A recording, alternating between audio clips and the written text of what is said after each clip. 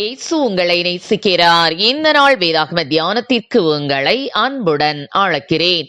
எங்களால் தேவனுக்கு மகிமை உண்டாகும்படி தேவனுடைய வாக்குத்தத்தங்கள் எல்லாம் இயேசு கிறிஸ்துவுக்குள் ஆம் என்றும் அவருக்குள் ஆமேன் என்றும் இருக்கிறதே.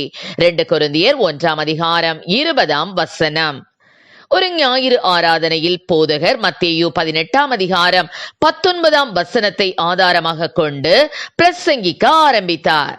அல்லாமலும் உங்களில் 2 பேர் தாங்கள் வேண்டிக் கொள்ளப் போகிற எந்த காரியத்தை குறித்தாகிலும் பூமியிலே ஒருமனப்பட்டிருந்தால் பரலோகத்தில் இருக்கிற என் பிதாவினால் அது அவர்களுக்கு உண்டாகும் என்று உங்களுக்கு சொல்லுகிறேன் என்று அவர் பிரசங்கித்துக் கொண்டிருக்கும் போது இது இயேசு கிறிஸ்துவின் வாயிலிருந்து வந்த ஒரு வாக்குத்தத்தம். ஆகவே நிச்சயமாகவே அது நிறைவேறும் என்று சொல்லிக் கொண்டிருந்தார். பின்னர் தன் சபையினரை பார்த்து, நீங்கள் இந்த வசனத்தை விசுவாசிக்கிறீர்களா என்று கேட்டார். அப்போது முன் இருந்த இருக்கையில் அமர்ந்திருந்த ஒரு இளம் பெண் எழுந்து, நான் இந்த வாக்குத்தத்தத்தை விசுவாசிக்கிறேன், அதை எனக்கு சொந்தமாக்கிக் கொள்ள விரும்புகிறேன், இந்த வாக்குத்தத்தத்தை வைத்து எனக்காக ஜெபிக்கிறீர்களா என்று கேட்டார். உடனே போதகரோடு இணைந்து சபையார் எல்லாரும் அந்த பெண்ணுக்காகவும் அவள் கணவருக்காகவும் ஊக்கமாக ஜெபித்தனர். அந்த பெண்ணின் கணவர் ஒரு பயங்கரமான குடிகாரர் மட்டுமல்ல, பயங்கரமான முரடரும் கூட. ஆகையால் அவள் அந்த வாக்குத்தத்தத்தை பற்றி கொண்டு அவர் அதிலிருந்து மீள வேண்டும் என்று வாஞ்சித்தாள். வீட்டிற்கு சென்ற பிறகும் கூட தன் கணவனுக்காக ஜெபித்தாள். அடுத்த வார ஆராதனைக்கு எல்லோரும் கூடி வந்திருக்கையில் அந்த பெண்ணின் கணவர் வந்ததோடு மட்டுமல்ல, வசனத்தை கேட்டு அவர் தன் இருதயத்தை ஒப்பு கொடுத்தார். போதகர் அழைப்பு கொடுத்த போது அவர் முன் சென்று தன் பாவங்களுக்காக அழுது தேவனிடம் மன்னிப்பு கேட்டு அன்று கர்த்தரை தன் சொந்த இரட்சகராக ஏற்றுக்கொண்டார். ஆம், எனக்கு அருமையானவர்களே, கர்த்தர் சொன்ன வாக்குத்தத்தங்கள் ஒன்று பொய்த்து போவதில்லை. அவை ஆம் என்றும் ஆமேன் என்றும் இருக்கின்றன.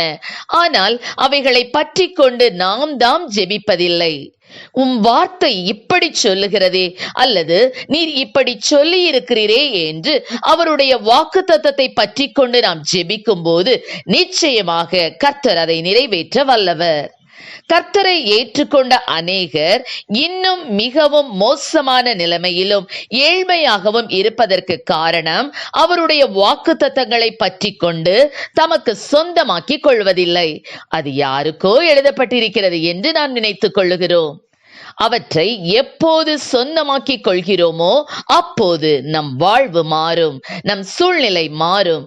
நம்முடைய அடிப்படை தேவைகளாகிய உண்ண உணவு, உடுக்க உடை, இருக்க வீடு, இவைகளை கர்த்தர் அவருடைய பிள்ளைகளாகிய நமக்கு கொடுக்க மாட்டாரா என்ன? ஆனால் இன்னும் கடனிலும் கஷ்டத்திலும் ஒரு வசதியும் இல்லாமல் வாழ்ந்து கொண்டிருக்கிற கிறிஸ்தவர்கள் ஏராளம் ஏராளம். ஒவ்வொரு வாக்குத்தத்தம் கொடுக்கப்படும் போதும் ஒரு நிபந்தனையும் கொடுக்கப்படுவதை நாம் காணலாம். உதாரணத்திற்கு, நீயோ கடன் வாங்காதிருப்பாய் என்று வாக்குத்தத்தம் சொல்லப்பட்டிருக்கிறது. அதற்கு கொடுக்கப்பட்ட நிபந்தனை, உன் தேவனாகிய கர்த்தருடைய கட்டளைகளின் படியெல்லாம் செய்ய நீ கவனமாயிருக்கும்படிக்கு அவர் சத்தத்திற்கு உண்மையாய் செவி கொடுப்பாயானால் என்று சொல்லப்பட்டிருக்கிறது. அதை செய்யும் போது நிச்சயமாக கடன் வாங்காதிருக்க முடியும். சங்கீதம் 128 கர்த்தருக்கு பயப்பட வேண்டும் என்பது நிபந்தனை. அதை செய்யும் போது அந்த முதல் வசனத்திற்கு பின்வரும் அத்தனை ஆசீர்வாதமும் உங்களுக்கு வந்து சேரும். ஆம் பிரியமானவர்களே, தேவன் உங்களுக்கு வாக்குத்தத்தத்தை கொடுக்கும் போது அதை பிடித்து கொண்டு ஊக்கமாக ஜெபியுங்கள், ஆசீர்வாதத்தை பெற்றுக் கொள்ளுங்கள். கர்த்ததாமே நம்மை ஆசீர்வதிப்பாராக. ஆமேன். ஜெபம். எங்களை அதிகமாய் நேசித்து நடத்துகிறீங்களா அன்பின் பரலோக பிதாவே, அப்பா ஸ்தோத்திர ஆண்டவரே.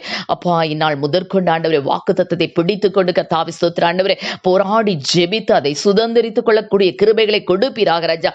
வாக்குத்தத்தத்திலே எந்த சந்தேகமும் வராதபடி ஆண்டவரே, இது எப்படி ஆகும் என்று சந்தேகப்படாதபடி ஆண்டவரே, உம்மை நம்பக்கூடிய கிருபைகளை ஒவ்வொரு பிள்ளைகளுக்கும் என் தேவனீர் கொடுப்பீராக. ஆசீர்வதியும். இயேசுவின் நாமத்திலே ஜெபிக்கிறோம் நல்ல பிதாவே. ஆமேன்.